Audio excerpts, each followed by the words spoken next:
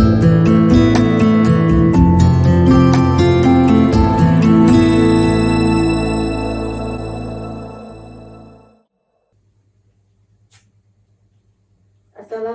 warahmatullahi wabarakatuh. Waalaikumsalam warahmatullahi wabarakatuh. Yang terhormat Bapak Kepala Sekolah, Bapak Ibu Guru dan serta karyawan yang saya hormati, alhamdulillahirobbilalamin, hari ini kita dapat bertemu dalam keadaan sehat walafiat. Hari ini saya akan mengimplementasikan budaya positif yang ada di sekolah ya. Untuk modul 1.4 calon guru penggerak.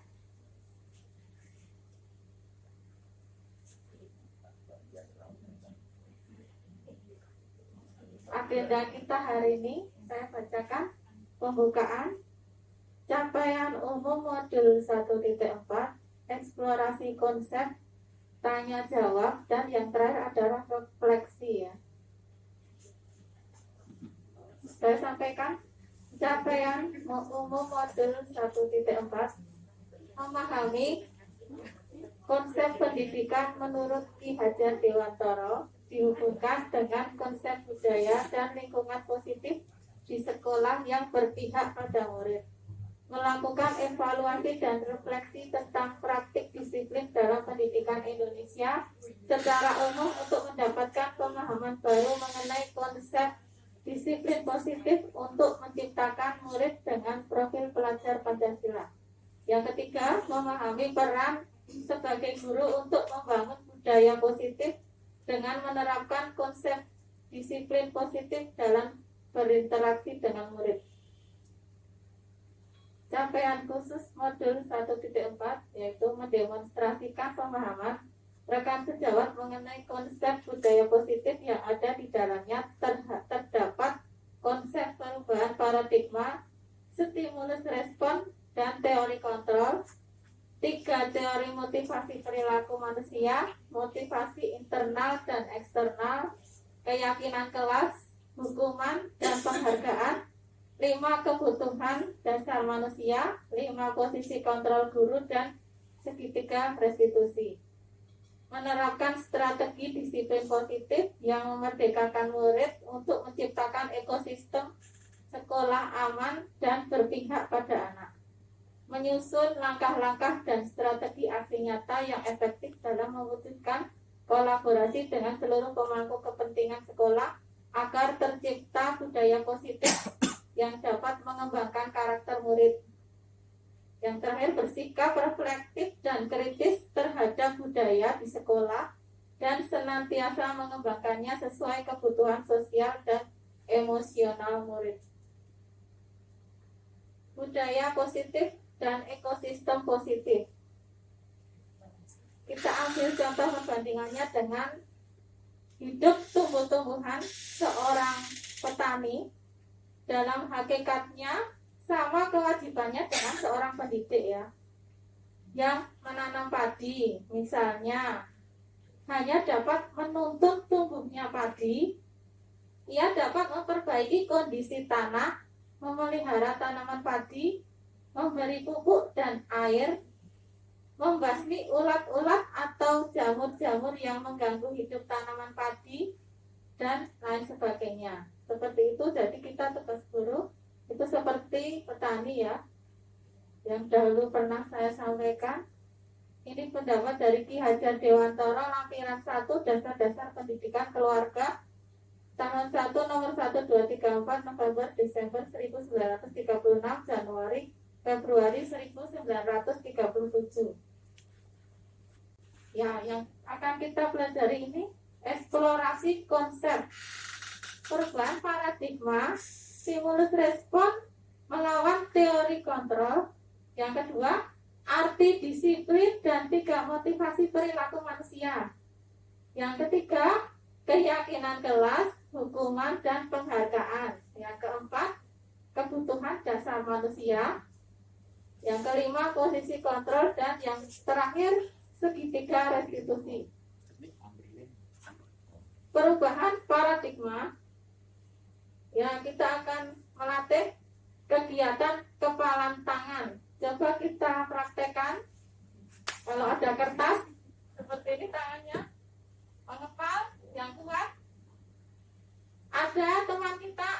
B, Anda dan teman Anda yang di sebelahnya perhadapan tangannya sudah siap menebal ya Pak Bu. Ini harus menyiapkan secari kertas ya, tapi kita bayangkan saja. Tapi kita apa? Bayangkan saja ada kertas, misalnya ada kertas ya disobek, terus itu kita tuliskan benda atau sesuatu yang sangat berharga untuk Anda. Misalnya di kertas itu tulis sesuatu yang sangat berharga untuk Anda, yang bermakna dalam hidup Anda, seperti itu diletakkan salah satu tangan Istri. digenggam, nah misalnya nama istri itu tangannya digenggam dengan segala daya, dengan segala kekuatan digenggam kencang sekali ya. Terus dibayangkan ada kertas, terus ditulis ya ditulis sesuatu nama yang paling berharga untuk Anda, yang paling bermakna dalam hidup Anda, dituliskan dalam secari kertas itu. Nanti kalau sudah ditulis terus dikepal di dalam tangan kita, digenggam kencang erat, digenggam yang kencang erat, sekuat tenaga, dengan berbagai cara, kuat ya mengenalnya. Ditulis nama orang boleh, benda boleh, yang bermakna dalam hidup Anda. Boleh benda, boleh orang ya, seperti itu yang paling bermakna dalam hidup Anda. Benda abstrak atau konkret? Abstrak boleh. Oh, oke. Sudah ditulis. Ada namanya. Nama boleh, nama yang paling Sudah, Pak. bermakna. Bu. Sudah ditulis. Sudah. Terus digenggam dalam tangan kencang sekali. Sudah terakhir. Sudah dibayangkan yang di dalam itu siapa? Konangan, Pak. Ya itu pribadi ya Pak. Terus setelah itu teman Anda yang di sebelahnya mencoba dengan sekuat tenaga berbagai cara untuk meminta kertas yang ada di dalam tangan Anda. Bukan maksudnya untuk meminta kertas yang ada di tangan sebelahnya.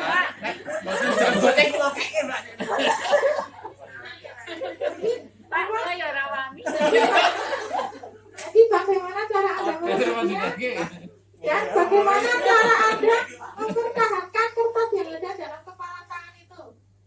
Bagaimana Bapak Ibu? Menurut Bapak Ibu, bagaimana cara mempertahankan kepala tangan yang ada kertasnya tadi? Sekuat-kuatnya ya, berarti bisa. Ya, seperti ini ya Pak. Jadi kita belajar mengontrol diri kita ya, mempertahankan apa yang sudah kita dapat dengan pegangan tangan kita itu ya. Jadi kuat ya, jangan sampai orang lain itu merebutnya, seperti itu. Itu makna dari posisi kontrol kita. Terus kita lanjutkan Bapak Ibu. Sudah ya. Ya, jadi intinya tadi kita bisa mempertahankan kepala tangan ya yang ada di dalam tangan itu. Kita memegang apa yang paling bermakna, entah itu istri atau suami atau benda-benda yang kita sayangi, misalnya seperti itu. Misalnya bendanya laptop seperti itu, atau hewan kesayangan itu bisa jadi. Jadi kita tidak membiarkan benda yang ada dalam kepala tangan itu direbut oleh teman kita, seperti itu. Ya, kita lanjutkan perubahan paradigma teori kontrol, ilusi kontrol seperti ini. Kita membayangkan sebagai seorang guru, ilusi guru mengontrol murid, ilusi bahwa kritik dan membuat orang merasa bersalah dapat menguatkan karakter. Terus ilusi bahwa semua penguatan positif, efektif dan bermanfaat. Ilusi bahwa orang dewasa memiliki hak untuk memaksa. Nah, ini ilusi ya Bapak Ibu, bukan yang pernyataan yang benar. Ini hanya ilusi guru mengontrol murid. Itu kita bayangkan kita sebagai guru mengontrol murid. Terus ilusi bahwa kritik dan membuat orang merasa bersalah dapat menguatkan karakter. Jadi kita kalau sebagai guru membuat siswa kita yang melakukan kesalahan itu merasa bersalah. Kalau dia sudah merasa bersalah, itu akibatnya itu akan karakternya itu akan semakin kuat Bapak Ibu. Jadi bagi anak yang sudah menyadari kesalahannya itu dia akan tambah kuat karakternya seperti itu. Terus ilusi bahwa semua penguatan positif efektif dan bermanfaat. Jadi semua penguatan positif itu akan selalu ada manfaatnya Bapak Ibu. Terus ilusi bahwa orang dewasa memiliki hak untuk memaksa. Nah ini yang digarisbawahi ya, karena orang dewasa itu sepertinya itu kita memiliki hak untuk memaksa, tapi itu tidak boleh ya. Kita harus memahami hak orang lain, tidak boleh memaksakan kehendak walaupun yang kita paksa itu lebih mudah, tapi kita tidak boleh memaksa kehendaknya ya. Terus kita perubahan paradigma stimulus respon dengan teori kontrol. Nah pertanyaannya, bisakah kita mengontrol seseorang? Bagaimana jawabannya Bapak Ibu? Bisakah kita mengontrol seseorang? Bisa. Ya, bisa ya. Stimulus respon dengan teori kontrol kita pelajari. Kita mencoba mengubah orang agar berpandangan sama dengan kita.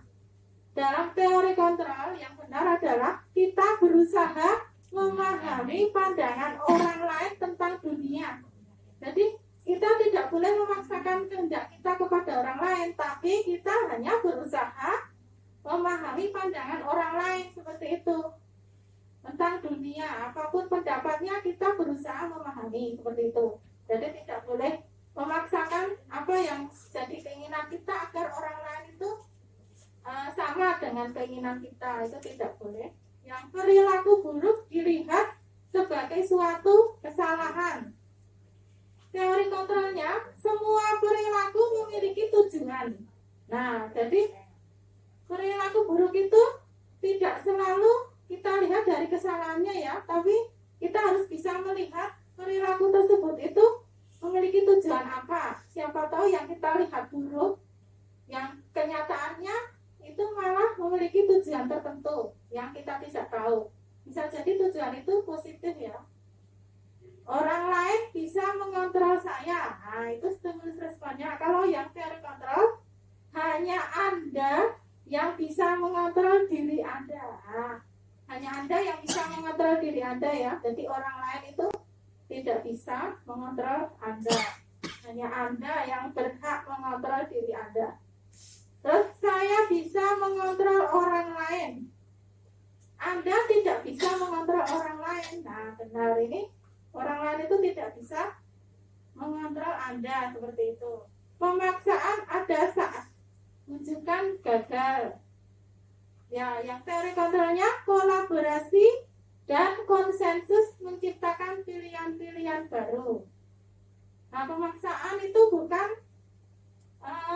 ada saat pada kunjungan gagal ya. Kalau kita membujuk seseorang itu terus kita paksa itu terus dia tidak mau, itu gagal kalau stimulus responnya. Tapi kalau dalam teori kontrol, kolaborasi dan konsensus menciptakan pilihan-pilihan baru. Nah, jadi kita menjadi pilihan-pilihan yang banyak ya, yang baru. Terus model berpikir menang kalah. Nah, kita sering berpikir kamu yang menang, saya yang kalah kan. Saya menang, kamu kalah, itu tidak benar. Kalau dalam teori kontrol itu menang-menang ya, semua menang. Jadi model berpikirnya ya misalnya berpikirnya menang-menang seperti itu. Tidak ada yang kamu kalah, saya menang, itu tidak. Kalau saya belajar tentang disiplin ya, kita tahu makna disiplin itu mengacu pada aturan, peraturan ya, sesuatu yang harus ditaati, tepat waktu seperti itu ya kalau pandangan seseorang disiplin. Tapi kalau di sini disiplin itu berasal dari kata disiplina yang artinya belajar. Jadi disiplin itu adalah sesuatu makna yang membuat kita proses belajar. Jadi siswa itu dididik untuk disiplin, berarti siswa itu harus kita ajak belajar. Makna asal dari kata ini berkonotasi dengan disiplin dari murid-murid Sokrates dan Plato. Nah, ini berkonotasi dengan disiplin diri ya. Jadi makna ini berkonotasi dengan disiplin diri dari murid-murid Sokrates dan Plato. Disiplin diri membuat orang menggali potensinya menuju sebuah tujuan, apa yang dia hargai. Jadi dari belajar tadi kita menghargai apa yang menjadi tujuan dia itu kita hargai. Seperti kita belajar menghargai pendapat seseorang, seperti itu sebuah proses disiplin ya. Kita belajar menghargai pendapat seseorang, seperti itu. Namun dalam budaya kita, makna disiplin itu telah berubah ya, menjadi sesuatu yang dilakukan seseorang pada orang lain untuk mendapatkan kepatuhan. Nah, seperti itu, seperti peraturan tadi. Kecenderungan umum menghubungkan kata disiplin dengan ketidaknyamanan. Jadi murid-murid kita itu sering tidak nyaman mendengar kata disiplin karena sebagai murid mereka harus selalu patuh dengan apa yang kita perintah, seperti itu kalau pandangan seorang murid. Tapi kita pahami bersama kalau arti disiplin itu sebenarnya belajar ya, belajar menghargai pendapat orang lain, seperti itu. Kita harus menghargai pendapat orang lain untuk mencapai tujuan yang mulia. Nah, di sini ada teori motivasi perilaku manusia. Di sini ada untuk menghindari ketidaknyamanan atau hukuman. Nah, di sini apa yang akan terjadi apabila saya tidak melakukannya? Nah, seperti itu. Jadi kita ada rasa khawatir kalau tidak melakukan peraturan yang tadi. Ini berasal dari motivasi eksternal, ya, dari luar. Terus untuk mendapatkan imbalan dari orang lain, nah, institusi.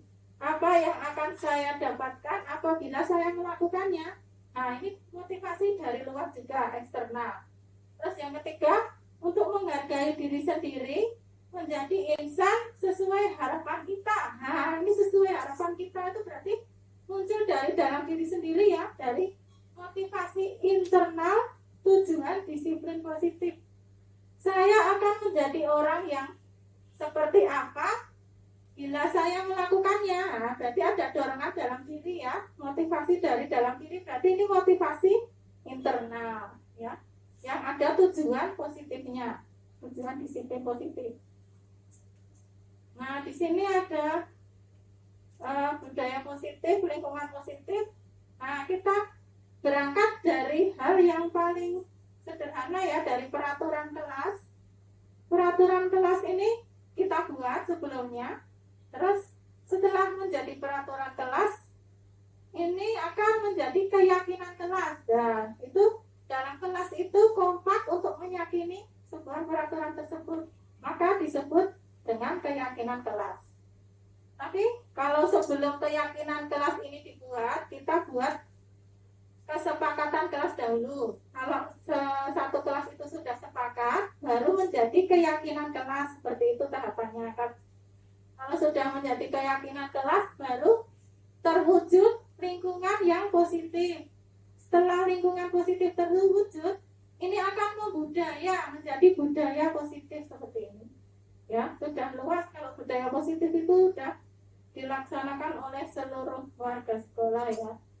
Dari tadi berawal dari kelas dahulu, peraturan kelas menjadi keyakinan kelas, lingkungan yang positif, lalu akan membudaya menjadi budaya yang positif. Nah, sekarang kita pahami perbedaan keyakinan kelas, hukuman, dan penghargaan. Nah, kita bertanya, mengapa tidak peraturan kelas saja? Mengapa harus keyakinan kelas?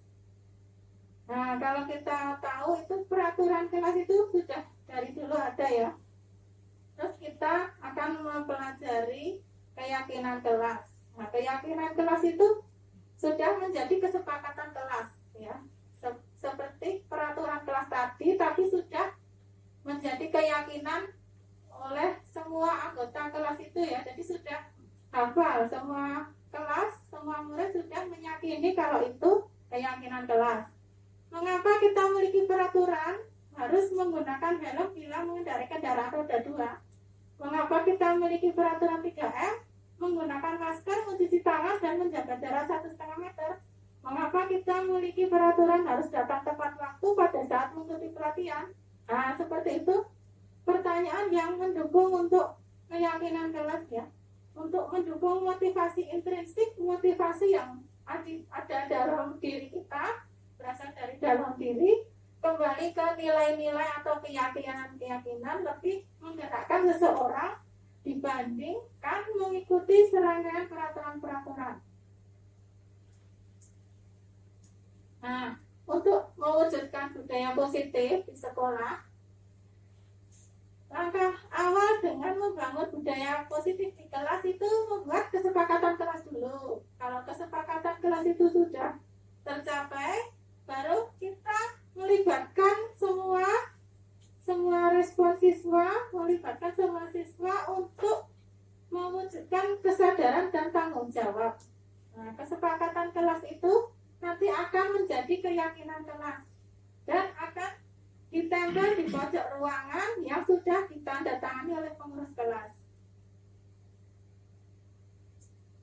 Nah, sekarang dilanjutkan didukung oleh penghargaan. Nah, penghargaan itu reward, ya Bapak Ibu, untuk murid-murid kita yang sudah pantas untuk mendapatkan penghargaan, misalnya paling pintar atau juara dalam lomba, itu kita memberikan penghargaan atau reward. Nah, reward itu sendiri, misalnya ranking 1 seperti itu memiliki dampak yang berbeda-beda, ya, seperti ini.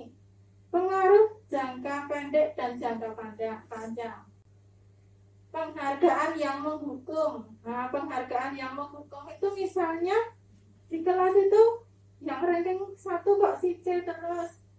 Nah, itu kan terus setiap semester itu yang selalu diberi penghargaan si C terus. Nah, teman-temannya itu merasa apa ya, kok dia terus, itu ada kesenjangan seperti itu. Nah, ini maksud penghargaan yang menghukum itu seperti itu. Itu anak-anak terus memikirkan, nah paling ini si C lagi yang juara, seperti biasanya si C lagi yang juara seperti itu, juara 1 terus. Nah, ini yang dimaksud penghargaan yang menghukum. Jadi anak itu sudah terbiasa dengan penghargaan yang apa ya, itu saja, itu orangnya itu saja, tidak ganti, seperti itu. Penghargaan mengurangi ketepatan. Nah, dalam penghargaan ini kadang-kadang kita kurang tepat, ya, dalam memberikan penghargaan. Terus penghargaan tidak efektif. Nah, penghargaan itu kadang tidak efektif dalam pembelajaran. Dalam pembelajaran misalnya ada siswa yang pintar sekali, terus dia itu diberi penghargaan, terus anak-anak lainnya itu merasa biasa saja, itu tidak memberikan apa ya, timbal balik atas penghargaan, itu tidak memberi motivasi untuk murid-murid yang lain, itu tidak efektif seperti itu. Jadi penghargaan yang tidak efektif itu ketika guru memberikan penghargaan tetapi siswa yang lain itu tidak termotivasi untuk seperti yang diberi penghargaan, seperti tidak efektif. Penghargaan merusak hubungan. Nah, ini yang paling sering. Penghargaan merusak hubungan itu misalnya si B, seorang siswa, itu temannya si C. Nah, si B itu selalu juara. Terus si C itu menolak saya. C itu kan selalu juara. Terus si C itu kan teman dekatnya. Nah, terus si C itu kok jadi merasa jauh karena si C itu selalu ranking di bawah itu. Jadi kayak ada kesenjangan itu loh. Jadi dia itu si B itu tidak mau berbagi ilmu seperti itu karena dia yang selalu ranking 1 terus, si C teman dekatnya tapi tidak selalu dibantu dalam belajar seperti itu. Jadi ini bisa merusak hubungan persahabatan ya, yang penghargaan merusak hubungan seperti itu. Jadi ada kesenjangan. Jadi ilmunya itu tidak untuk dibagi hanya dia sendiri yang cinta seperti itu, jadi bisa merusak hubungan. Nah, kita pahami bersama-sama Bapak Ibu untuk tindakan guru. Ini yang saya tuliskan ini merupakan hukuman atau konsekuensi atau sanksi, ya, sanksi atau konsekuensi. Mencatat 100 kali di dalam buku kalimat saya tidak akan terlambat lagi karena terlambat ke sekolah. Seperti ini termasuk hukuman atau konsekuensi atau sanksi, Bapak Ibu. Mencatat 100 kali di dalam buku, terus tulisannya saya tidak akan terlambat lagi karena terlambat ke sekolah. Nah, waktu dia terlambat tuh seperti ini disuruh menulis 100 kali, ini termasuk apa? Hukuman, sanksi atau konsekuensi? Sanksi. 100 kali hukuman. Saya tidak akan terlambat lagi karena Hukuman terlambat ya, sekolah. saya tampung penjalannya hukuman. Sanksi. Yang nomor 2 ini lari mengelilingi lapangan basket 2 kali karena terlambat jadi di sekolah. Ini apa? Hukuman, sanksi atau konsekuensi? Gabungan. Hukuman dan Salah sanksi. satu Pak. Hukuman, sanksi atau konsekuensi? Hukuman saya tampung. Murid diminta untuk push up 15 kali karena tidak menggunakan masker ke sekolah. Nah, saya tampung hukuman. Menggantikan kertas tugas teman yang telah dicoret-coret. Nah, temannya dicoret. Konsekuensi. Ya, saya tampung. Membersihkan tumpahan air di meja tulis karena tersenggol saat belajar. Konsekuensi saya tahu. Terakhir, lari mengelilingi lapangan basket 2 kali karena terlambat 10 menit untuk mata pelajaran PJOK. Sanksi. Tapi apa ini yang terakhir ini? Sanksi. Takon Pak. Hukuman, sanksi atau konsekuensi? Waktu pelajaran PJOK dia terlambat 10 menit. Terus dia disuruh mengelilingi lapangan tapi dalam pelajaran PJOK. Bete wangi, Mbak. Ini waktu terlambat Pak, jadi disuruh lari keliling lapangan. Seperti ini disebut apa Bapak Ibu? Lari ke lapangan hukuman, Mbak. Ini dalam pelajaran PJOK ya Bapak Ibu. Dalam pelajaran PJOK, jadi apa ini ya? Hukuman. Hukuman. Mbak. Ya, coba kita simak bersama-sama, belajar bersama-sama. Ya. Ya, gitu. Jawabannya yang atas tuh hukuman lagi, konsekuensi, sanksi atau konsekuensi? Sanksi atau konsekuensi foto. Ya, ini sanksi atau konsekuensi. Kalau jadi satu ini, sanksi atau pilihannya cuma 2. Jadi yang atas itu hukuman, yang bawah ini sanksi atau konsekuensi. Jadi yang terakhir ini bukan hukuman ya, karena dalam pelajaran PJOK. Nah, seperti itu. Tapi kalau bukan pelajaran PJOK, misalnya dalam pelajaran bahasa Inggris, itu bukan konsekuensi tapi hukuman. Nah, seperti itu. Nah, sekarang kita pelajari perbedaan hukuman dan sanksi atau konsekuensi. Kita pelajari bersama. Perbedaannya, kalau hukuman itu sesuatu yang harus terjadi yang menyakitkan. Nah, seperti harus terjadi menyakitkan itu hukuman. Menurut anak loh ini yang menyakitkan. Terus kalau sanksi atau konsekuensi itu sesuatu yang harus terjadi, tapi itu tidak mesti menyakitkan ya kalau konsekuensi. Yang nomor 2, membuat anak sakit fisik maupun hati untuk jangka waktu lama. Nah, ini maksudnya anak itu menjadi trauma, sakit hati itu seperti efek dari hukuman seperti itu. Beberapa, tapi tidak semua seperti itu.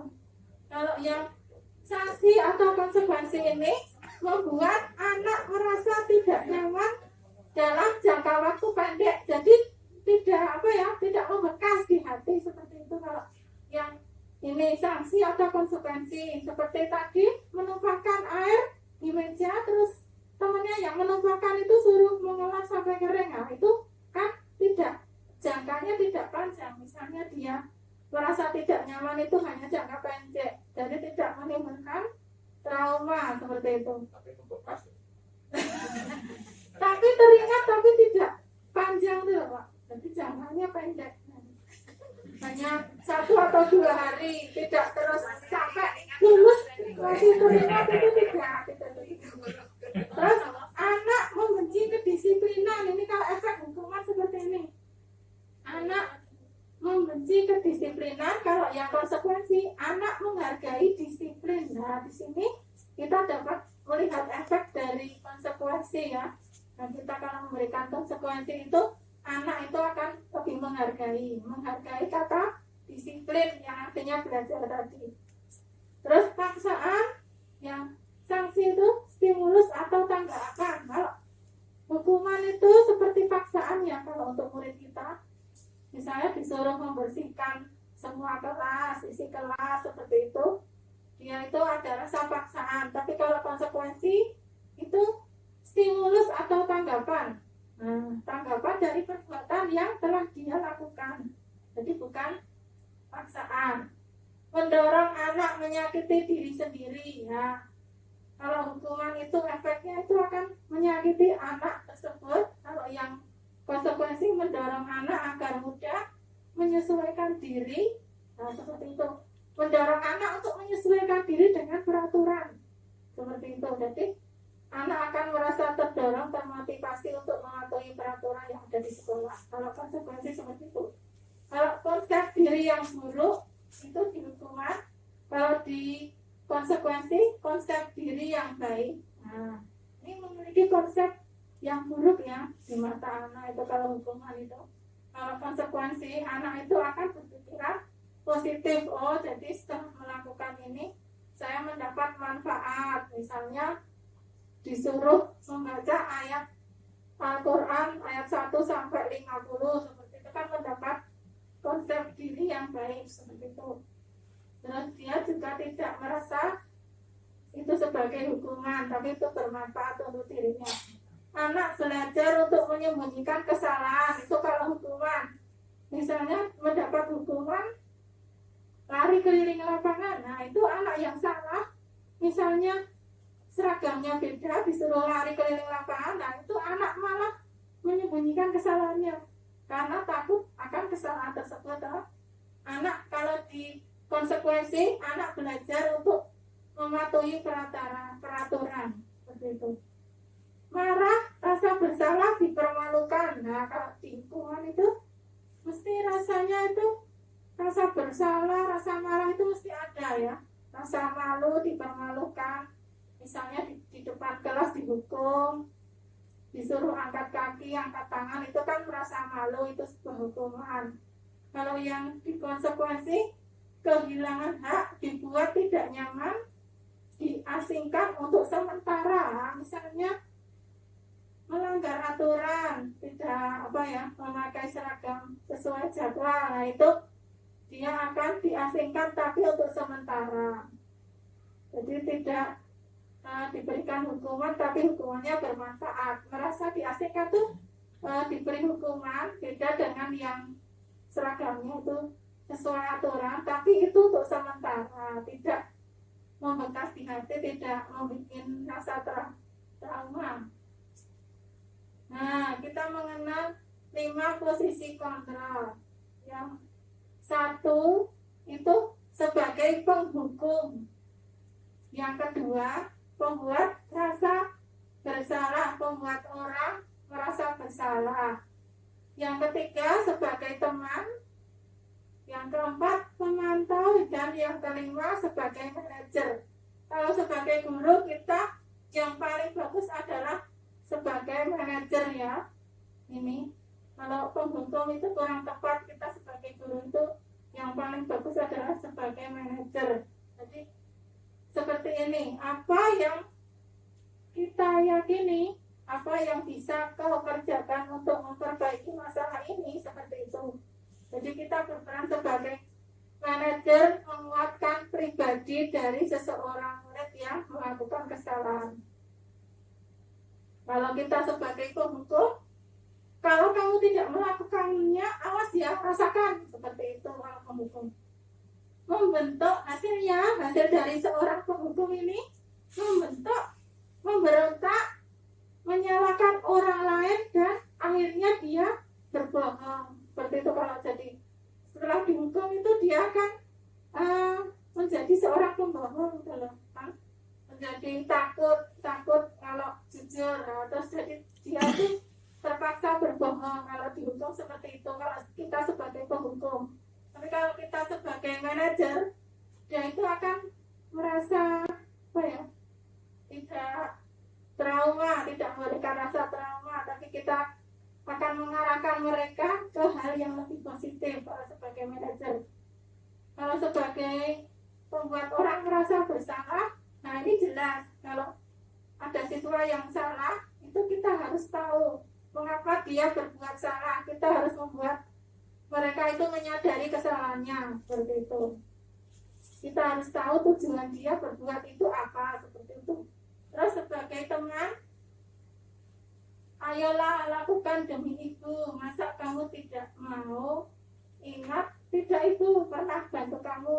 Jadi ingat tidak, ibu pernah bantu kamu. Jadi kita bisa juga sebagai teman, ya, ketika anak itu berbuat salah, mereka akan lebih semangat untuk jujur, seperti itu. Jadi tidak melakukan kebohongan kalau kita sebagai teman. Kalau sebagai pemantau, menyesuaikan diri lalu diawasi. Jadi kita sebagai pemantau itu hanya memantau mereka. Jadi kita harus bisa memberikan aturan yang sesuai kepada mereka, memberikan makna peraturan tersebut, mereka paham, lalu kita awasi dari kejauhan, itu sebagai pemantau. Nah, itu tadi ya yang 5 dari kontrol. Yang terakhir adalah restitusi. Nah, ini adalah cara untuk kita sebagai guru atau orang dewasa dalam menyelesaikan masalah anak didik kita, yaitu dengan langkah restitusi. Restitusi adalah proses menciptakan kondisi bagi murid untuk memperbaiki kesalahan mereka. Nah, sehingga mereka bisa kembali pada kelompok mereka dengan karakter yang lebih kuat. Nah, ciri-ciri restitusi: 1, bukan untuk menebus kesalahan, namun untuk belajar dari kesalahan. Jadi kita menguatkan siswa, bukan menghakimi siswa ya. Dia yang salah, dia yang selalu salah, itu tidak. Tapi kita itu belajar untuk dari kesalahan tersebut. Kita dapat mengetahui tujuan dari siswa itu melakukan kesalahan tersebut. Nah, itu dari langkah restitusi ini. Yang kedua, memperbaiki hubungan. Nah, memperbaiki hubungan ini seperti guru dengan siswa, itu yang selalu sering menghukum. Itu kalau dengan restitusi, hubungan kita dengan murid itu akan jauh lebih baik ya, daripada kita sebagai penghukum. Tapi kita harus bisa melakukan langkah restitusi. Terus yang ketiga, tawaran bukan paksaan. Nah, kita menawarkan diri kita untuk menyelesaikan masalah siswa yang melanggar tadi dengan menawarkan opsi-opsi yang positif yang bisa dilakukan untuk menyelesaikan masalah tersebut. Yang keempat, restitusi menuntun untuk melihat ke dalam diri. Nah, restitusi itu langkah penyelesaian masalah tadi, menuntun kita untuk melihat dalam diri kita ya, bagaimana langkah kita dalam menyelesaikan masalah, seperti itu. Terus yang keenam, restitusi diri adalah cara yang paling baik. Ya, cara yang paling baik itu adalah dengan restitusi. restitusi fokus pada karakter bukan tindakan. Jadi karakter siswa itu kita fokus pada karakter siswa bukan tindakan yang sudah dilakukan dia. Jadi tujuan restitusi itu ya untuk membentuk karakter siswa menjadi lebih kuat lagi ya, bukan membentuk siswa untuk berbohong seperti itu, tidak. Itu kalau restitusi itu kita lebih memperbaiki hubungan dengan murid ya, jadi tidak, murid itu tidak dendam kepada kita karena kita selalu memberikan hukuman seperti itu. Nah terus restitusi fokus pada solusi. Nah, kita melakukan kegiatan restitusi pada siswa itu kita fokusnya itu bukan menghakimi siswa, bukan membuat kapok siswa, itu bukan, tapi untuk mendapatkan solusi dari pemecahan masalah tersebut. Nah, yang terakhir, restitusi mengembalikan murid yang berbuat salah pada kelompoknya. Jadi, dengan penyelesaian masalah dengan restitusi ini, kita bisa mengembalikan murid yang berbuat salah ini pada kelompoknya. Jadi tidak membuat anak itu merasa diasingkan oleh teman-temannya, tapi dengan solusi langkah restitusi ini, anak tidak akan merasa diasingkan oleh temannya seperti ini. Jadi tetap bisa bergabung dengan kelompok temannya. Kita tidak menghakimi kesalahannya seperti itu. Nah, ini adalah bagan segitiga restitusi. Ada 3 yang kita lakukan untuk restitusi itu. Pertama adalah menstabilkan identitas. Nah, yang kedua adalah menanyakan keyakinan. Yang ketiga, validasi tindakan yang salah. Misalnya, menstabilkan identitas itu seperti apa? Nah, kita tanya dulu mengapa dia berbuat kesalahan tersebut. Jadi tidak langsung menghakimi kalau dia itu salah karena dia itu anak yang nakal, itu tidak seperti itu. Jadi kita harus menstabilkan identitas. Nak, kenapa kamu melakukan kesalahan ini? Tujuan kamu apa? Nah, seperti itu. Apakah kamu sadar apakah kalau ini kesalahan kamu? Misalnya itu menstabilkan identitas. Terus yang kedua, menanyakan keyakinan, nilai-nilai apa yang telah kita sepakati ya. Menanyakan keyakinan, misalnya sudah buat keyakinan kelas. Nah, seperti peraturan kelas itu yang sudah diyakini oleh satu kelas, semua yang ada di dalam kelas itu, setelah sudah jadi keyakinan kelas, terus kita ingatkan kembali pada keyakinan kelas itu.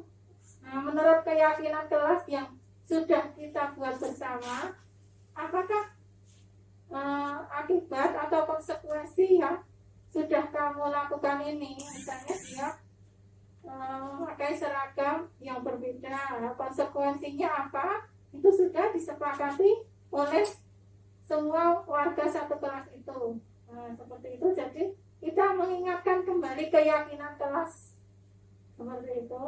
Setelah anak itu tahu, dia akan sadar, oh iya saya salah dan keyakinan kelas ini harus saya laksanakan karena sudah disepakati oleh semua warga sekolah. Nah, seperti ini. Yang terakhir adalah validasi tindakan yang salah. Nah, ini adalah langkah untuk menyelesaikan masalah ya yang kita tawarkan kepada murid kita. Jadi kita memberikan opsi atau pilihan kepada murid kita untuk menyelesaikan masalah. Nah, kita menawarkan beberapa solusi kepada siswa yang berbuat salah itu ya, agar siswa itu menjadi terarah ke hal yang positif. Kamu tentu punya alasan mengapa melakukan itu. Nah, kita harus tahu alasan siswa tersebut melakukan kesalahan tersebut apa. Setelah kita tahu, nah, adakah cara yang lebih efektif untuk mendapatkan apa yang kamu butuhkan? Nah, setelah itu kita menawarkan, selain itu tuh ada nggak cara yang lebih efektif yang dibutuhkan oleh siswa?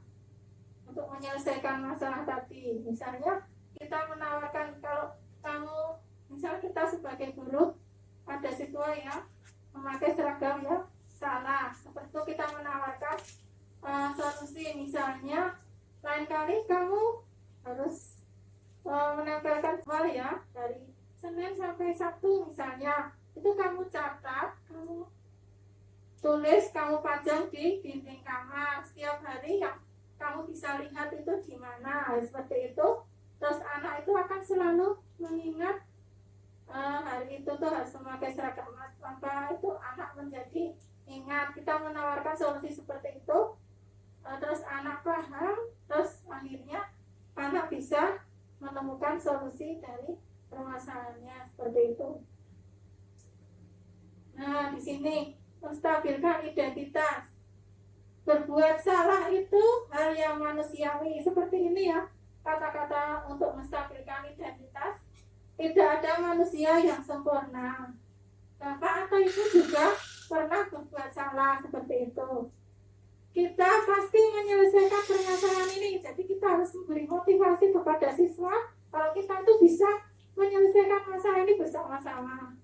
Terus Bapak Ibu tidak tertarik untuk mencari tahu siapa yang benar dan siapa yang salah. Bapak Ibu lebih tertarik untuk menyelesaikan masalah. Nah, seperti itu. Jadi fokus kita sebagai guru adalah menyelesaikan masalah yang sudah ada tadi ya. Kalau kamu menyalahkan dirimu sendiri terus-menerus, apakah kamu bersikap baik pada dirimu sendiri? Tentu tidak ya. Kalau anak merasa salah, terus merasa dirinya itu salah terus, itu tidak baik ya untuk mentalnya, untuk jiwanya ke depannya. Dia tidak bisa berkembang, jadi dia malah menjadi asing ya, seperti itu. Jadi kita harus memberi semangat kalau dia itu bisa berubah lebih baik lagi untuk ke arah yang positif. Guru harus bisa mengarahkan ya, bukan membuat trauma pada anak. Yang kedua adalah validasi tindakan yang salah. Nah, seperti ini. Guru berkata, kamu bisa saja kan melakukan hal yang lebih buruk, tapi kamu tidak melakukannya. Nah, seperti ini.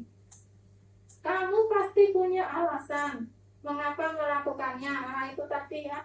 Kita harus tahu alasan dia itu melakukannya itu karena apa. Ada faktor tertentu ya yang harus kita tahu. Mungkin dia itu tidak sengaja atau seperti apa, seperti itu. Kita harus mendengarkan isi hati dari anak itu. Terus apa yang penting bagi kamu? Nah, setelah melakukan kesalahan tadi, kita tanya apa yang penting bagi kamu. Setelah tahu kesalahannya itu, kamu boleh tetap berusaha menjaga sikap itu, tapi tambahkan sikap yang lain. Para dengan tuh.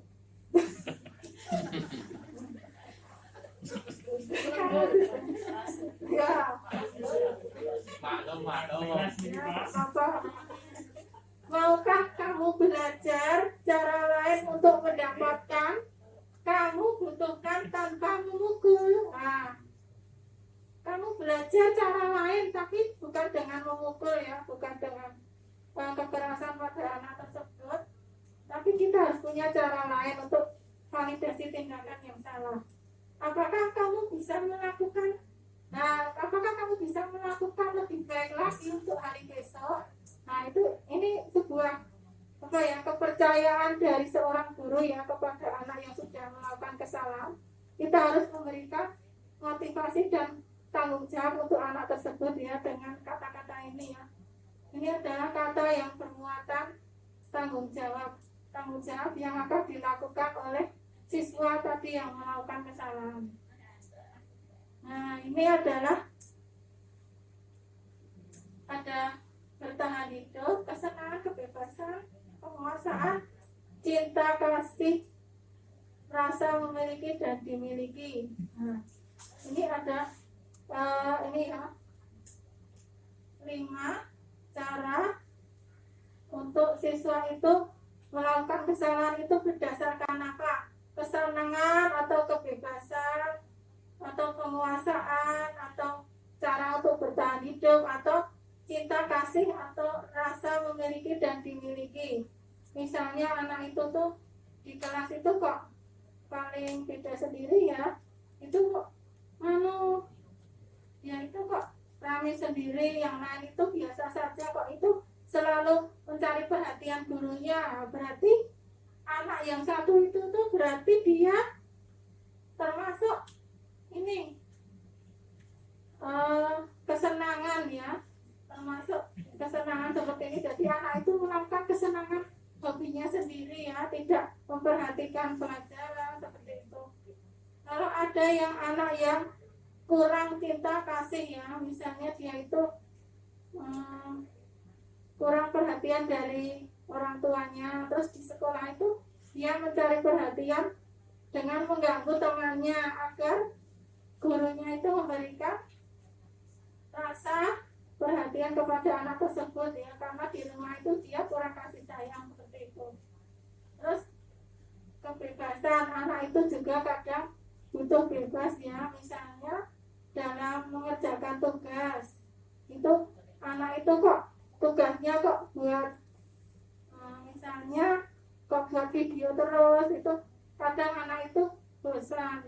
Kita harus mengetahui cara agar anak itu tidak bosan itu dengan misalnya dengan membuat poster atau pesan suara seperti itu ya. Jadi kita harus memberikan kebebasan dalam memberikan tugas pada anak seperti itu.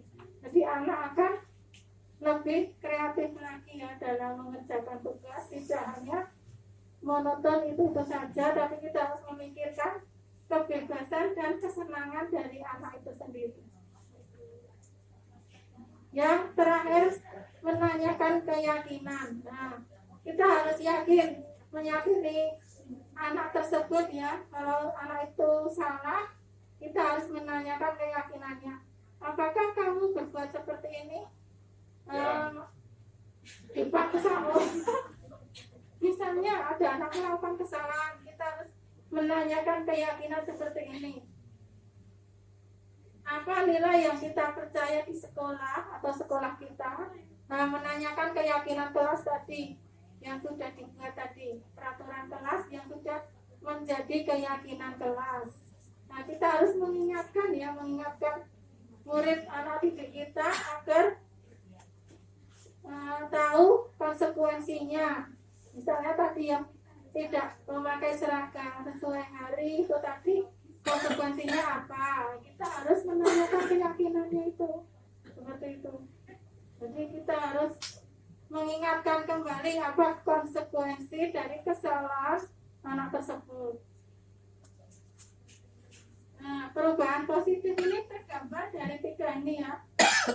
Posisi kontrol guru sebagai manajer, seperti yang saya jelaskan tadi, guru itu sebagai manajer ya, bukan penghukum tapi sebagai manajer. Jadi bisa mengontrol hal-hal yang positif. Terus budaya positif yang berpihak pada murid. Nah, kita harus bisa membudayakan sesuatu hal yang positif yang ini akan menjadi budaya yang ada di sekolah kita. Terus semua ini termasuk disiplin positif. Disiplin positif akan menjadi budaya positif seperti itu. Jadi ini saling berhubungan ya. Perubahan positif dari 3 ini dimulai dari posisi kontrol guru sebagai manajer, disiplin positif, lalu menjadi budaya positif yang berpihak pada murid. Nah, di sini budaya positif kita ambil kesimpulannya. Budaya positif sekolah merupakan nilai-nilai dan keyakinan-keyakinan yang dibangun dalam jangka waktu lama yang tercermin pada sikap keseharian seluruh komponen sekolah yang berpihak pada murid agar murid dapat berkembang sehingga terwujud profil pelajar Pancasila. Peran pendidik sebagai penuntun menciptakan kondisi pembelajaran dan lingkungan sekolah yang berpihak pada murid, membahagiakan dan menggembirakan murid sangatlah penting. Jadi kita fokus dari ini ya, sangat penting yang membahagiakan dan menggembirakan murid itu dengan terwujudnya profil pelajar Pancasila ini, maka akan mendukung kita untuk menciptakan budaya positif yang ada di sekolah kita. Terus, nah sekarang sesi tanya jawab. Silakan bagi Bapak Ibu yang mau bertanya atau menanggapi. Ada waktu. Boleh bertanya ya? Assalamualaikum warahmatullahi wabarakatuh. Sebelumnya tepuk tangan coba. Saya ngitung hanya kuliah itu 90 kali. Sehingga bisa ngatur ya. Tadi sudah dijelaskan teori bagaimana untuk budaya positif. Dan ujung-ujungnya diharapkan nantinya seperti yang disampaikan Pak Kepala Staf tadi berkaitan dengan kita di kelas itu bagaimana supaya happy, supaya tidak takut, tidak grogi dan seterusnya. Sehingga ibaratnya kalau guru itu tidak hadir itu merasa kecewa kok nggak hadir ya. Oke, sebaliknya kalau tidak hadir ada guru yang mungkin istilahnya killer, boleh ya, dan sebagainya. Nah sekarang bagaimana strategi Mbak Tia sebagai CGP ini dalam implementasi di sekolah ini strategi budaya positif bagi seluruh warga di sekolah. Kemudian yang kedua, karena di situ happy berarti bagaimana strategi CGP untuk menangani siswa yang bermasalah, yang bermasalah. Karena di situ ada tadi hukuman dan reward, hukuman apa yang harus dikelola oleh CGP yang nanti akan mengimbas pada seluruh warga sekolah, khususnya guru ini, untuk menjadikan di situ hukuman itu merupakan juga budaya positif, artinya untuk di diri siswa maupun di diri kelas pada umumnya. Terima kasih. Assalamualaikum warahmatullahi wabarakatuh. Terima kasih untuk pertanyaan dari Pak Bambang Edi. Saya akan jawab ya, bisa saya nanti menanggapi pertanyaan Bapak Bambang Edi tentang cara kita sebagai guru melakukan budaya positif yang ada di sekolah kita ya Pak. Kita akan mulai dari diri kita sendiri ya. Bagaimana kita bisa mengajak semua murid kita untuk melakukan budaya positif yang di sekolah kalau kita sendiri belum menerapkannya ya, seperti itu. Misalnya kita sadar diri, saya sebagai guru ya, misalnya menyuruh anak tidak terlambat ya, saya juga harus disiplin waktu seperti itu. Jadi minimal itu anak itu tidak mempunyai gambaran yang buruk terhadap gurunya. Guru saya itu bisa menepati waktu, datang ke kelas itu tidak terlambat, terus datang ke sekolah juga tidak terlambat, seragamnya juga selalu sesuai peraturan. Nah itu anak itu akan berkaca dari seorang guru ya, seorang guru yang kita lihat itu disiplin seperti itu. Karena disiplin itu tadi adalah belajar, jadi kita sebagai guru juga harus memahami kalau peraturan itu kita harus menerapkan pada diri kita sendiri ya, kesadaran diri kita untuk selalu melaksanakan peraturan sesuai yang sudah dianjurkan sekolah. Jadi anak bisa menjadikan guru itu sebagai teladan bagi dirinya untuk selalu mengontrol dirinya untuk tidak berbuat salah. Minimal seperti itu Bapak. Jadi kita sebagai guru harus bisa meyakini, harus bisa menyadari diri kita itu harus bisa mampu memberikan teladan bagi siswa kita untuk hal-hal yang positif yang akan bisa membangun budaya positif yang ada di sekolah. Lebih baik daripada 1000 nasihat. Ya, seperti itu maksud saya Bapak. Jadi satu kata ya, satu teladan itu lebih baik dari 1000 nasihat ya, seperti itu. Jadi guru harus bisa memberikan contoh yang baik, menjadi teladan kepada siswa-siswanya, sehingga siswanya akan meniru apa yang positif yang ada dalam diri seorang guru. Yang kedua tadi yang mengatasi siswa yang ada di sekolah ya Pak, Ya, yang di masalah. kelas. Oh ya, cara mengatasi siswa yang ada di sekolah yang berbuat kesalahan, menurut saya itu dengan ini tadi Pak, dengan restitusi. Nah, kemarin saya sudah praktek dengan anak yang bermasalah, yang sudah nyata-nyata itu sudah melanggar peraturan ya, seperti di kelas itu mengganggu temannya, usir, seperti itu sudah saya restitusi menggunakan ini tadi ya, yang restitusi tadi ada 3 langkah. Yang terakhir validasi tindakan tadi, kita harus bisa meyakinkan anak tersebut kalau yang dia lakukan itu sebuah kesalahan, dan dia harus sadar kalau dia itu sudah berbuat salah. Kalau kita sudah bisa menyadarkan dia, baru kita akan mengubah kesalahan tadi menjadi sebuah karakter yang kuat di dalam diri anak tersebut. Jadi anak yang salah tadi kita sadarkan dahulu, setelah dia sadar akan kesalahannya, baru kita mengetahui alasannya dia berbuat salah tersebut. Setelah itu baru kita menawarkan validasi tindakan yang salah tadi, kita menawarkan opsi atau pilihan-pilihan yang bisa dia ambil untuk menyelesaikan masalah tersebut.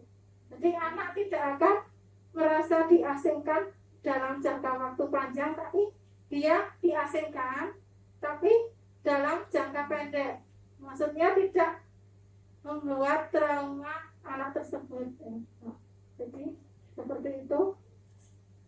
Jadi anak itu tidak akan trauma dengan dia dihukum seperti itu, tapi kita harus melakukan langkah restitusi secara urut ya, seperti tadi yang 3 langkah tadi. Kita harus mengetahui kenapa dia berbuat salah, kita harus menyadarkan dia seperti itu. Tapi kalau dia sudah sadar, berarti kita bisa mengarahkan untuk perubahan atas kesalahan dia. Jadi kita harus bisa merubah kesalahan dia menjadi hal-hal yang positif, lebih positif seperti itu. Jadi menjadi paradigma yang positif. Seperti itu Pak, jawaban saya. Ya Bu.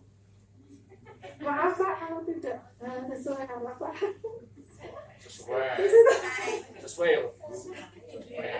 Terima kasih Pak sudah memberikan pertanyaan yang motivasi saya ya untuk menuju perubahan yang positif. Untuk Bapak Ibu yang lain silakan berikan tanggapan atau pertanyaan. Menanggapi boleh, hanya menanggapi juga boleh. Minimal 4 pertanyaan. Tidak gitu loh. Nanti Benar Hidayati. Assalamualaikum warahmatullahi wabarakatuh. Waalaikumsalam. Warahmatullahi wabarakatuh. Dari belakang. Ketika saya mendengar pemaparan dari Mbak Dia, ternyata luar biasa sekali kita mendapat ilmu yang terbaru di bidang pendidikan.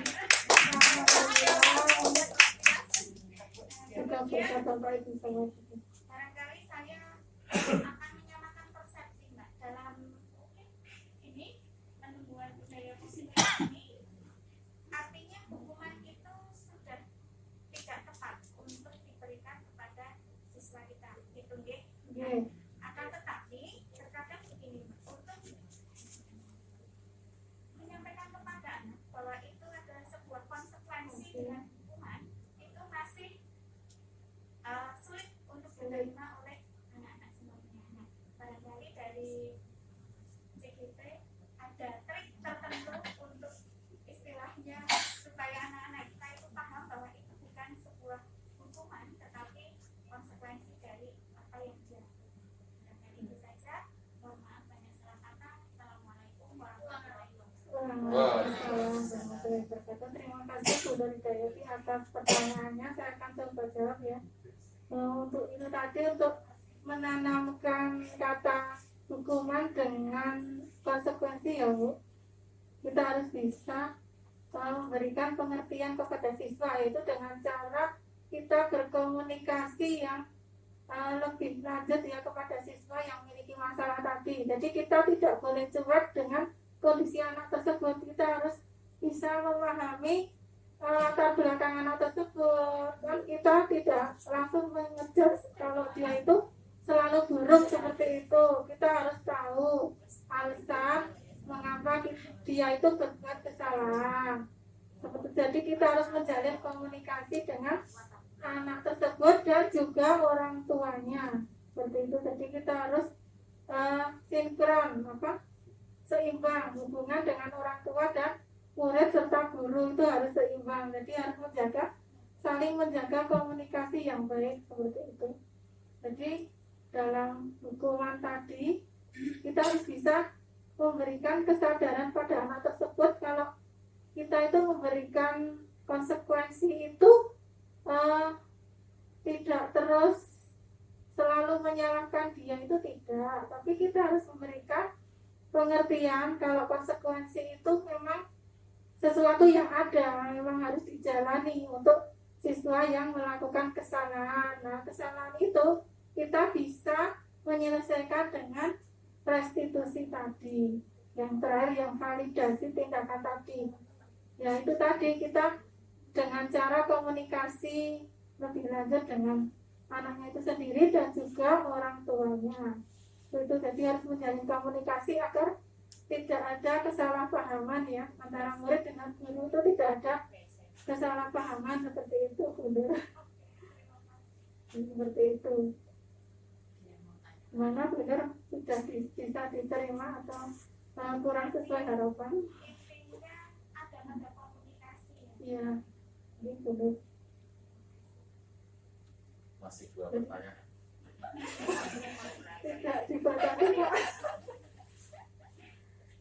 Nanti setelah akhir acara ini saya akan memberikan refleksi ya Bapak Ibu, mohon kerjasamanya. Nanti ada 2 pertanyaan yang harus diisi lewat Google Form, nanti saya share di grup Pandu.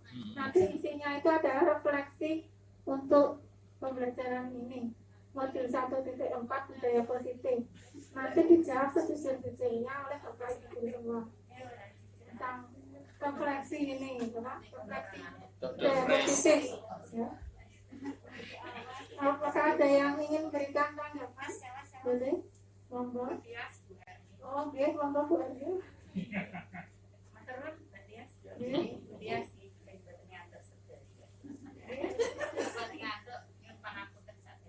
Oh, apa-apa nih? Kok guru bahasa Jawa. Nggih. Nggih. Nggih. Klendu. Tapi betul itu Butia seorang kan bisa pilih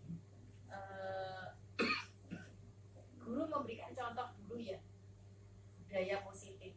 Guru memberikan contoh terlebih dahulu kepada siswanya.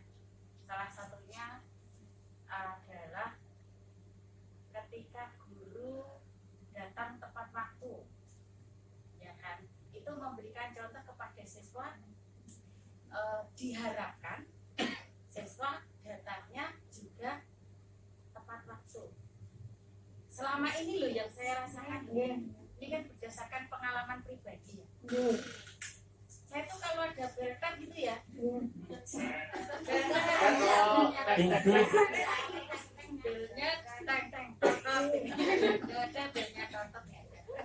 teng-teng, itu berusaha untuk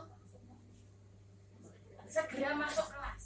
Dan itu saya sebelum pandemi ya ini ya. Ini sebelum pandemi ya. Itu salah selalu memberikan, ya minimal memberikan contoh pada diri saya sendiri kepada anak-anak. Kalau saya itu berusaha masuk kelas tepat waktu, nanti reaksi anak itu bagaimana, itu saya awali di awal tahun pelajaran. Sehingga kan anak kan mencatat, oh ini Bermin bel masuk. Itu itu kan suatu contoh budaya positif ya. Iya, betul. Akan tetapi loh ini ya Mbak Tia, yang saya alami di SMP 2 Panda, sementara baru di SMP 2 Panda ya. Nah, sementara itu kok tetap saja telat itu gimana itu Mbak? Padahal sudah tak contohin loh itu. Oke, Itu kan saya tadi kan Bu Tia kan salah satu contoh untuk menerapkan budaya positif diawali dari gurunya, ya kan? Lah ini saya memberi contoh dari awal. Iki loh nek ben kita tepat waktu gitu. Dan pokoknya bisa berkat masuk dan mungkin teman-teman juga melihat itu. Nah, tapi ternyata kenyataannya itu kok nggak ada yang meniru ya. Yang tetap Bu maaf Bu terlambat sholat tadi, Bu maaf Bu baru di warung. Padahal itu ya saya sudah memberikan contoh. Itu gimana itu? Solusinya terus kalau guru sudah memberikan contoh, kalau muridnya tidak niru. Padahal kan tadi salah satunya adalah ini biar nggak rantai ya. Ini kita mau buatan ben-ben masalah belum ngantuk. Tadi kan salah satu solusinya Bapak Ibu guru memberi contoh dan kebetulan kasusnya adalah saya memberi contoh tapi anak-anak responnya antara yang ngikut dengan yang tidak ngikut itu ya anggap saja lah 50-50 gitu, 50-50 berarti kan belum berhasil ya. Itu loh. Terus dengan kasus seperti itu terus bagaimana dalam mensikapinya itu loh. Guru sudah beri contoh tapi anak tidak menyontoh. Itu mohon untuk penjelasan solusinya bagaimana ini saya sudah memberikan contoh tetapi tetap nggak dicontoh itu loh. Ya, terima kasih Bu. Curhatannya. Kalau sudah memberi contoh waktu retrospeksi gitu ya. Terima kasih Bu Erwin atas pertanyaannya. Saya akan coba menjawab ya. Semoga bisa jatuh. Nah, menurut saya yang itu adalah pengalaman yang umum ya, yang sering dialami oleh Bapak Ibu guru semua. Bahkan di sekolah lain juga kadang ada yang mengalami seperti itu, Bapak guru yang lain. Sekolah lain seperti itu tuh jadi menjadi masalah umum yang seperti itu, anak tidak bisa mencontoh gurunya yang sudah melakukan budaya positif seperti itu. Jadi menurut saya ya solusinya kita harus benar-benar mengajak satu kelas itu untuk membuat keyakinan kelas. Keyakinan kelas itu kita buat bersama dengan anak, bukan cuma gurunya yang membuat. Dan itu sudah disepakati oleh satu kelas itu. Nanti hasil akhirnya itu sudah ada tanda tangan dari pengurus kelas. Kalau bisa semua anak itu tanda tangan. Jadi anak itu benar-benar sudah melakukan keyakinan kelas yang sudah dibahas bersama dalam kelas tersebut. Harus bersama-sama berdiskusi, mendiskusikan apa yang sering muncul, masalah apa yang sering muncul dalam kelas itu. Misalnya yang terlambat tadi ya Bu, yang terlambat tadi itu kita harus diskusi dengan satu kelas itu. Kita harus membuat perubahan, harus berani membuat perubahan dalam kelas itu. Kalau yang terlambat itu harus menerima konsekuensi yang sudah disepakati oleh semua anak yang ada di dalam kelas tersebut. Jadi dia itu tidak terpaksa karena sudah menjadi keyakinan kelas yang benar-benar harus dijalankan. Bukan cuma tulisan yang diletakkan di depan kelas atau di pojok kelas, itu bukan hanya tulisan seperti itu, tapi itu sudah hasil diskusi dari siswa.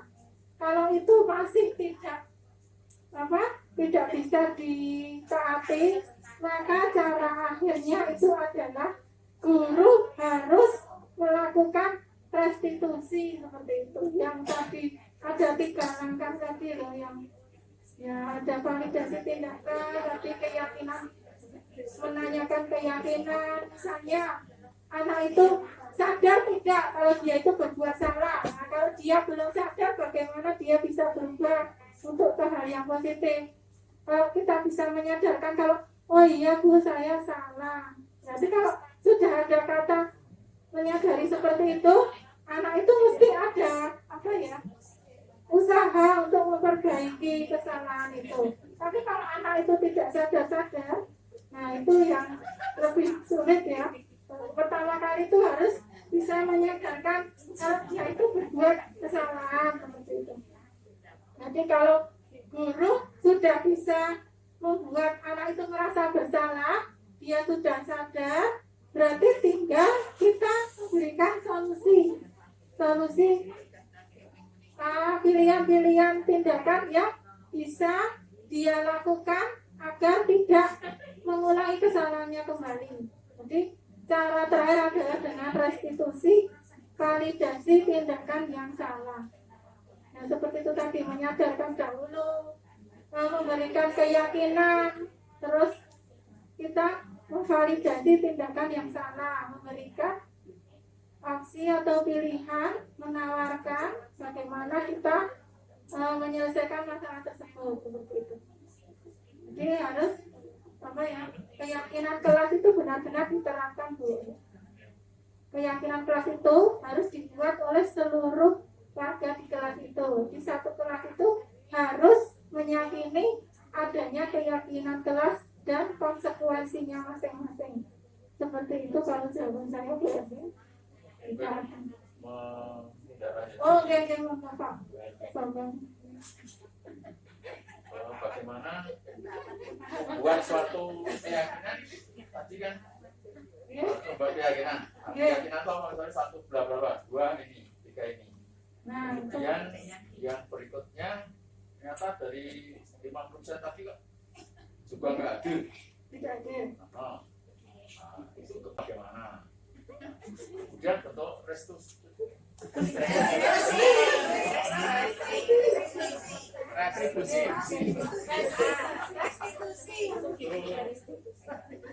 Bagaimana dan memvalidasinya itu bagaimana, contoh yang konkret sehingga Bervin dan saya bisa drop.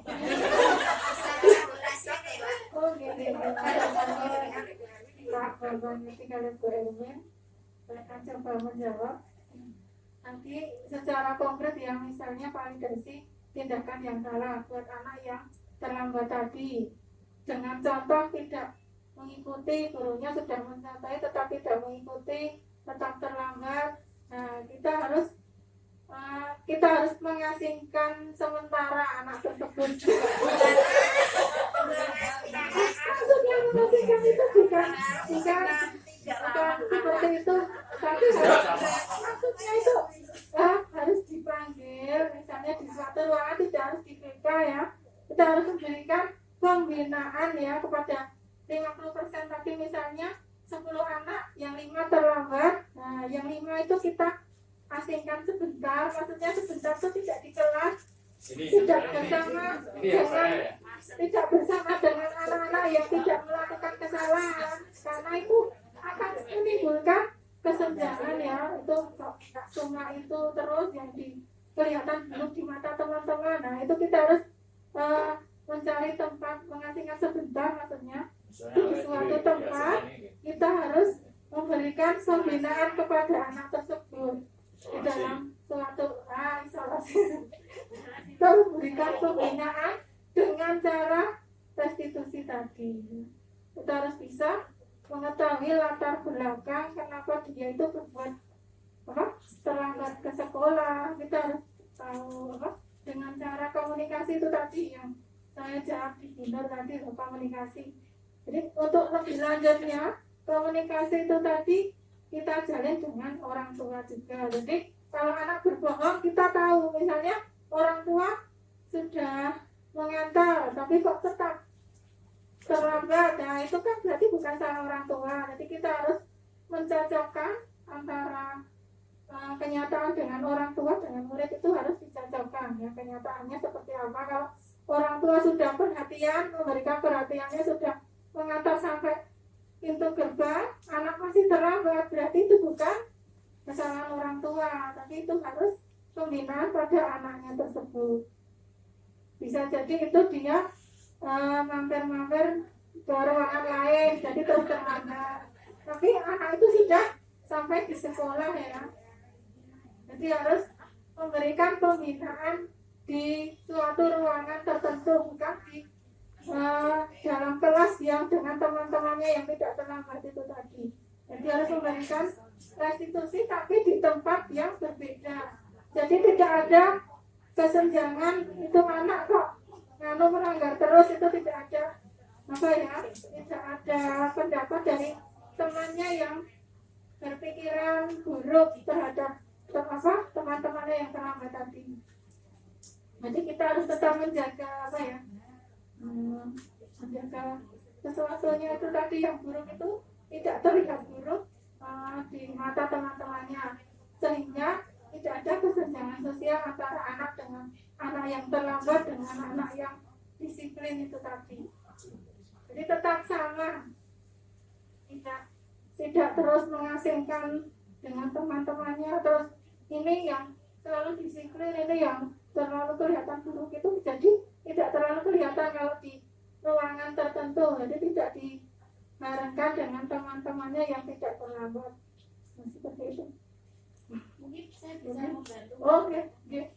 Monggo Bu Santi, terima kasih. Pinjam mic-nya mungkin. Oke. Terima kasih. Mohon maaf teman-teman.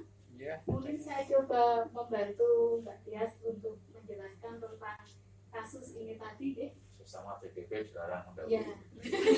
Kita berkolaborasi.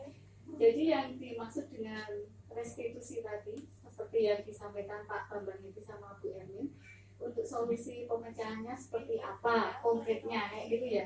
Di sini saya akan mencontohkan hal yang lebih mungkin lebih nyata saja. Misalnya kalau tadi kasusnya kan terlambat, sementara yang masuk di kelas itu kan 50-50 gitu ya.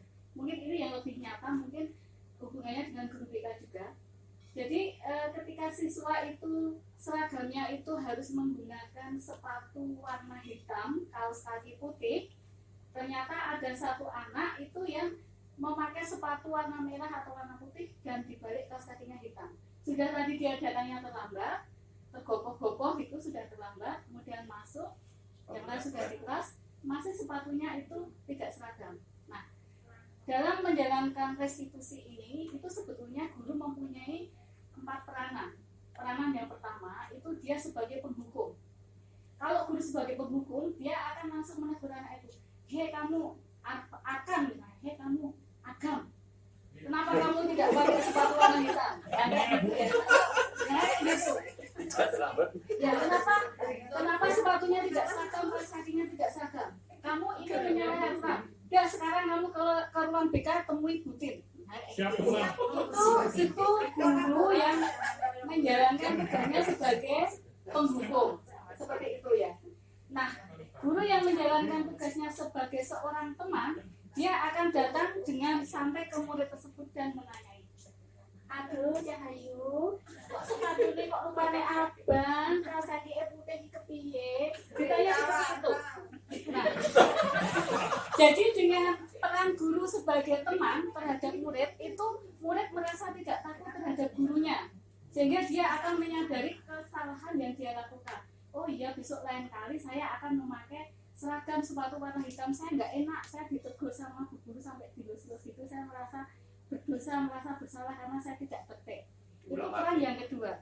Dan peran yang ketiga itu guru sebagai pengontrol. Nah, tadi kan si Agam sudah salah sepatunya, sudah terlambat, sepatunya salah, kaos kakinya salah, nggak seragam, sudah ditegur. Nah, kemudian dikontrol sama guru itu di lain waktu. Agam bagaimana? Kamu sudah tertib sekarang, sepatunya sudah bagus, sudah nggak terlambat, sudah bagus. Berarti di sini peran guru sebagai pengontrol. Nah, yang terakhir itu peran guru sebagai manajer. Nah, peran guru sebagai manajer ini ketika menangani si anak itu dari beberapa hal tadi kok ternyata anak itu belum berhasil ditangani, maka guru harus berperan sebagai manajer dan harus bisa memanajemen semua stakeholder yang ada di sekolah. Jadi penanganannya itu secara menyeluruh, dari guru mapel, dari wali kelas, dari kepala sekolah, dari guru BK, Dan semua yang ada di lingkungan sekolah itu harus berkolaborasi untuk menangani kasus si anak tersebut.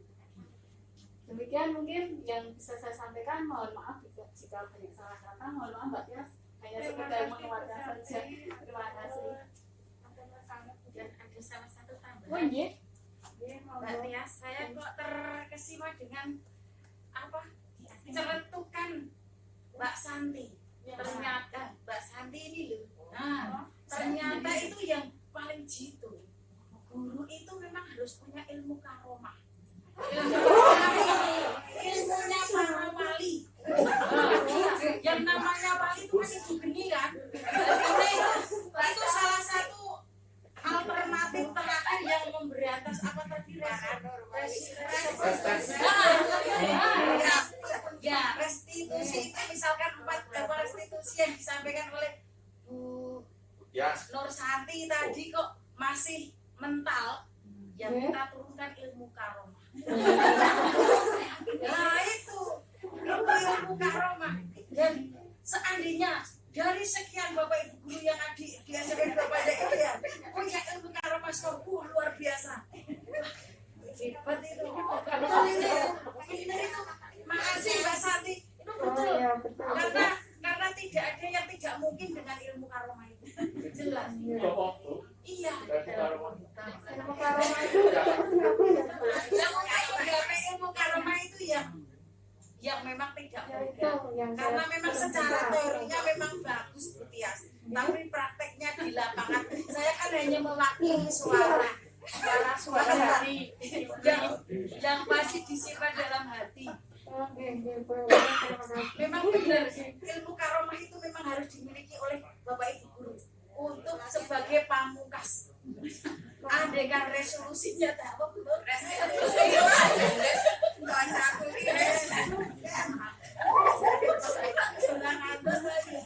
Saya coba ingin tidak ngantuk ya. Dan jadi tersenyum dengan tersenyum kita meningkatkan imun.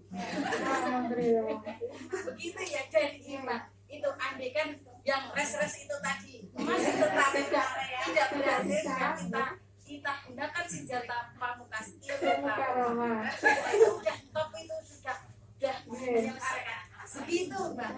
Terima kasih. Maaf ya Mbak Tias ini hanya sekedar pengobat ngantuk. Untuk penguatan. Oke. Untuk yang beri tanggapan atau pertanyaan. Masih satu itu. Sudah 4 ya, mata ini sudah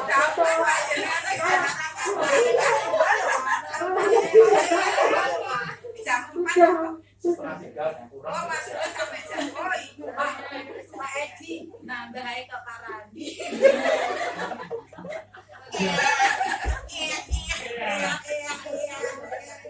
Pak Randi lebih semangat. sudah cukup ya Bapak Ibu untuk pertanyaan dan tanggapannya. Apakah masih ada yang ingin menanggapi? Pak Rahmat. Monggo Pak Rahmat. Pak Rahmat lembur. Nanti mohon bantuannya Bapak Ibu ya untuk menjawab refleksi ini nanti lewat Google Form saja biar bisa satu persatu dan tidak ada pengaruh dari sebelah.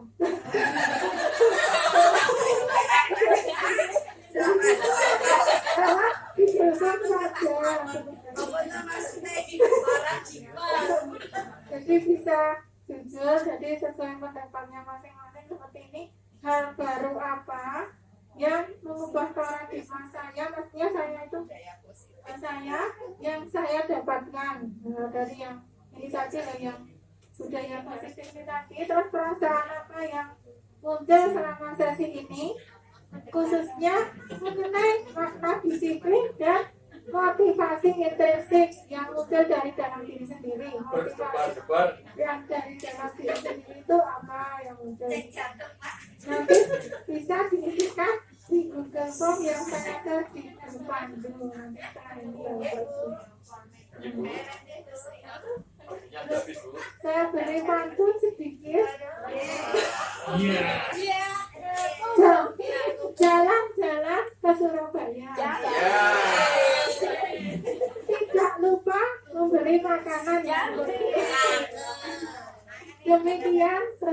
kasih saya. Cantik.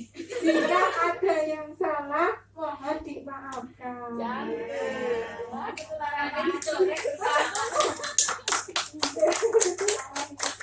Jadi, mohon maaf jika banyak kekurangan saya dalam mempresentasikan modul 1 IPA 4 tentang budaya positif hari ini. Jika ada jawaban yang mungkin kurang cocok, mohon maaf. Ya, kurang berkenan, mohon maaf.